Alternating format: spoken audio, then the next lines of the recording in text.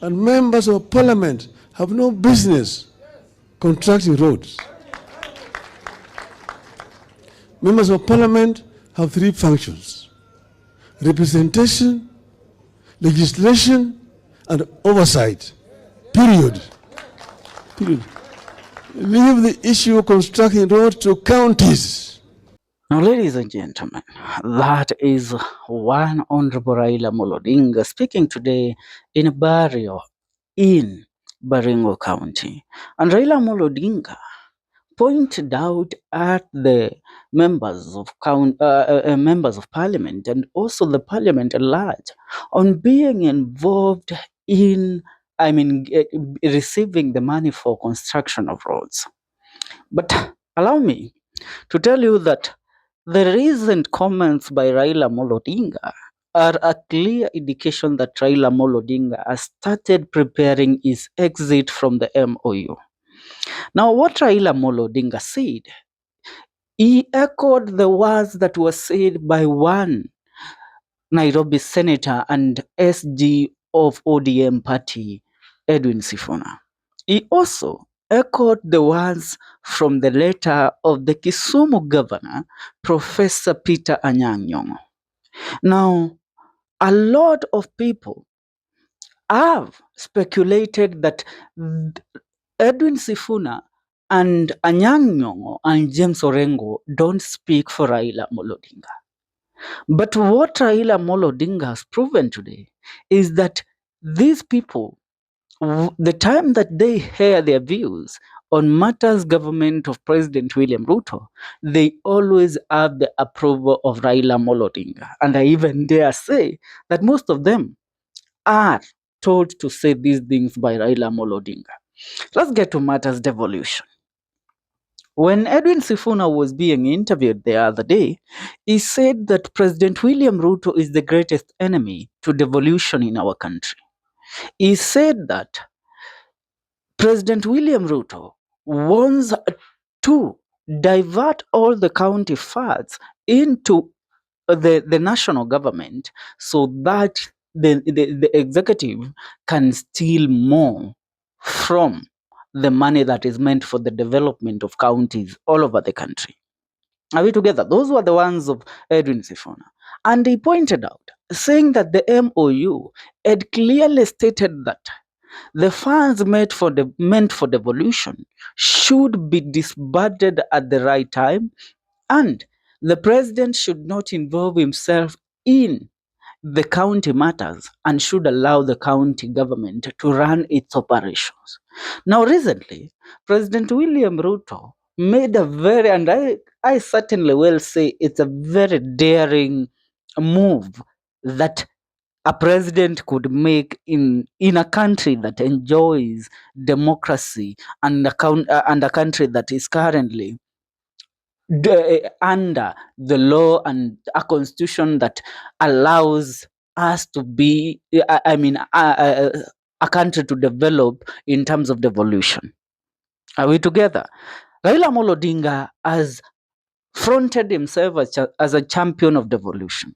But President William Ruto has also fronted himself as an enemy of devolution. Why am I saying this? President William Ruto said that the money meant for construction of roads should be diverted from the GAF, the county government funds, to being, to the national government, which is contrary to what Raila Odinga and William Ruto agreed under the MOU. So that is a direct violation of their agreement, which means that President William Ruto has betrayed their agreement even less than 3 months later.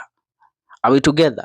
And that is why Raila Odinga has called out the government at large, saying that the county, the constituency, the constituency government that is led by the members of parliament, their work is to deal with the CDF funds and to deal with the development of their constituencies, but they shouldn't involve themselves with roads construction because roads construction are meant for the county government. But contrary to that, Even the county government, the privilege of them being in charge of the construction of roads has been taken away from them, and President William Ruto now is in control of that. Remember, President William Ruto being in control of the funds meant for the construction of roads, that means he will decide which roads are going to be constructed, which places are going to have certain development in terms of roads. Remember, every county was supposed to receive 450 billion. But currently, the president has reduced the funds to 405 billion. That is a deficit of about 45 billion. Where is this 45 billion heading to? If this 45 billion is what was meant for the development of roads, then this money will be pocketed by I remember the person in charge of the docket of roads is none other than uh, Davis Chirchir. Davis Chirchir is the cabinet secretary in charge of roads and transport. And this is a close ally of President William Ruto. So you all should know that kama mlikuwa mnatarajia barabara zitajengwa na maendeleo ya barabara itakuwa kwa kaunti zenu, haswa wale ambao wanapinga serikali, the counties that don't support the government, it's over for you. And that is what Raila Amolo Odinga is fighting against. Remember, Professor Anyang' Nyong'o told President William Ruto that if there is a person that that has violated and has suspended the Constitution of the Republic of Kenya in matters devolution, is none other than President William Ruto. He is taking us back to the Nyayo era. That is what Anyang' Nyong'o said in his letter. And those are words that are being echoed by Raila Amolo Odinga. Now, with Raila Amolo Odinga clearly stating things out the way he has done today, it tells us that a storm is brewing within this agreement between Raila Amolo Odinga and President William Ruto. Raila will have no otherwise than to violate this agreement and decide now to go haywire on President William Ruto. And I have said, whatever Sifuna says is what Raila Amolo Odinga stands for. Whatever Anyang' Nyong'o says is what Raila Amolo Odinga stands for. Whatever Senior Counsel James Aggrey Orengo says is what Raila stands for. Those that think that these people speaking out and calling out the government to account, yet they are in the opposition, they are in ODM, that they are doing that in violation of what Raila Amolo Odinga believes in, then my friends, I tell you, take a back seat and observe things how they are playing out. Raila Amolo Odinga ana mguu mmoja ndani ya serikali na mguu mwingine nje ya serikali. And mguu ulio nje ya serikali is Edwin Sifuna and akina Anyang' Nyong'o. And in no time, he will realize that there is nothing that is going to work under this agreement between him and President William Ruto. All that he will benefit from it ni kupata hizo vyeo na securing his business interest. That's all. And Raila Amolo Odinga does not only have business interests to protect, he has a legacy to protect.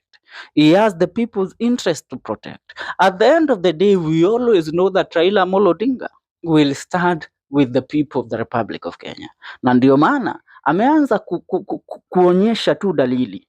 I am coming out of this. Naondoka. This is not what I thought it would be. Ruto thought that sealing that deal with Raila Amolo Odinga, amemfunga Raila. Who hung to him. It's about time he knows that there is nobody that has ever tamed Raila Amolo Odinga in the history of the presidents of the Republic of Kenya.